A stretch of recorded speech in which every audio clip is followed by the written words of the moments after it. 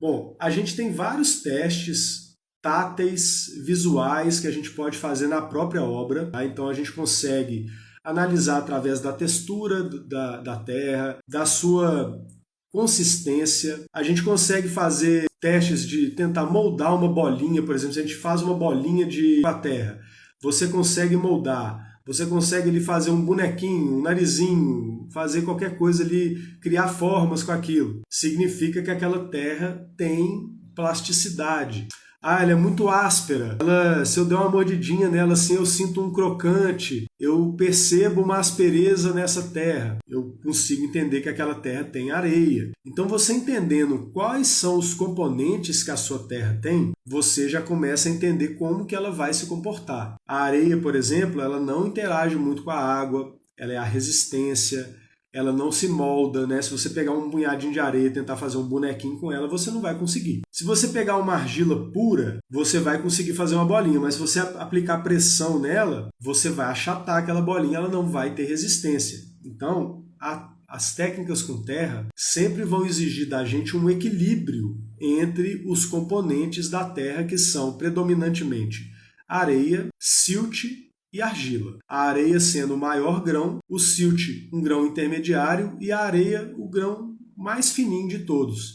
Então a argila o grão mais fininho de todos, desculpa. Então a gente consegue perceber que a areia vai trazer resistência, capacidade de suportar peso, compressão. Então numa técnica como a taipa de pilão, como o hiperadobe, como um adobe estrutural, que você vai colocar uma carga ali em cima dessa parede, são técnicas que vão te exigir uma porcentagem de areia um pouquinho mais alta. Eu estou fazendo um pau a pique, eu estou fazendo uma coisa que é mais plástica.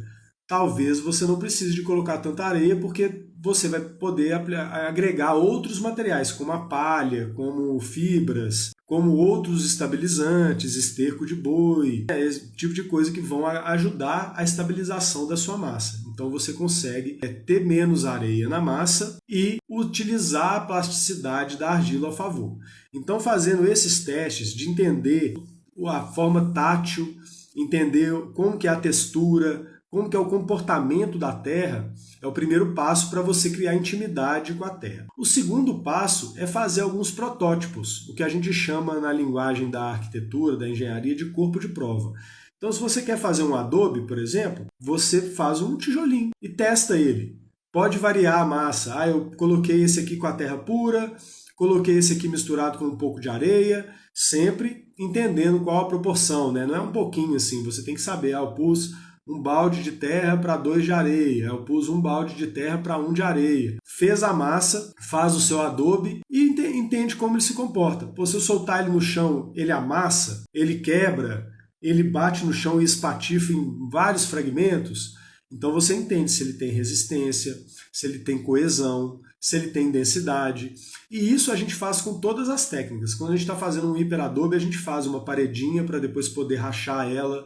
Quando a gente faz um teste de pau a pique, a gente faz um pedacinho da trama e entende como que ela está retraindo. Quando a gente faz um adobe, a gente faz o adobe e depois quebra ele. Quebrar um corpo de prova desse é muito bom, porque você entende como que está o miolo daquela parede, daquele elemento, como que está a densidade das partículas. Ah não, se eu passo a mão nesse tijolinho que eu fiz, ele desmancha, ele se desfaz. Ah não, ele está duro, ele está resistente. Se eu solto ele no chão, ele bate no chão e rola. Ah não, ele bate e quebra em 2. Ah não, ele bate e espatifa inteiro. São características que a gente vai observar para entender a resistência desse elemento. Se ele parte em 2, é uma questão, é bom, tá um bom resultado. Se ele bate no chão e rola, é melhor ainda, porque ele não teve nenhum dano, então ele está com uma resistência, ele está com uma coesão muito boa. Então esses testes de eficiência, eles são muito importantes de serem feitos, porque eles trazem informações a mais. Conhecer a Terra é muito bom, mas entender o desempenho dela é mais importante ainda, tá? A gente tem exceções. A gente já viu terras que tinham características que ela deveria se comportar de uma forma, se comportando de outra. Então é importante que a gente faça os testes de resistência também. Tá? Então esses testes são testes que a gente consegue fazer na obra. No nosso livro tem uma descrição enorme de todos os testes que podem ser feitos. tá? Recomendo para quem tem interesse em se aprofundar nesse assunto, dar uma lida, entender um pouco mais, tá?